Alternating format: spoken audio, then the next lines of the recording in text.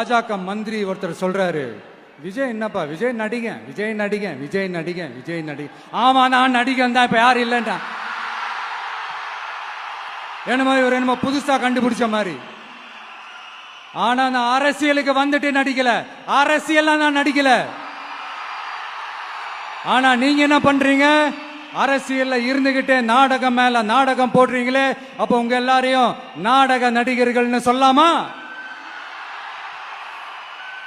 ஒன்றிய அரசோட பவரை கையில வச்சுக்கிட்டு மற்றும் பலரோட ஒரு நாடகம், அப்ப உங்க எல்லாரையும் ஒரு டேஞ்சரான நாடக கம்பெனின்னு சொல்லாமா?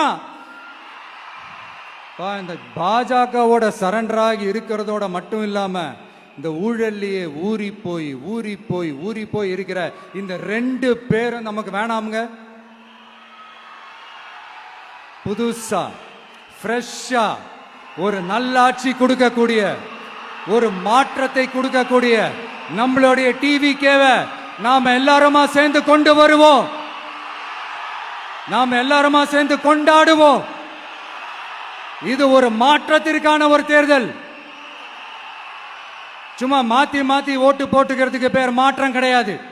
புதுசா ஃப்ரெஷ்ஷா ஒருத்தவங்களை கொண்டு வர்றதுக்கு பேர் தான் அந்த மாற்றம். நீங்க ஒண்ணு கவனிச்சீங்களா, ஒட்டுமொத்தமா எல்லாருமா சேர்ந்து ஒருத்தனை எதிர்க்கிறாங்க.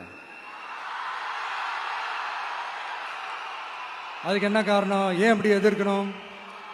இப்போ அவங்கவுங்க ஒரு தனித்தனி கூட்டணியில் இருந்தாங்கன்னா அவங்களுக்கு ஆப்போசிட்ல இருக்கிறவங்கள எதிர்ப்பாங்க.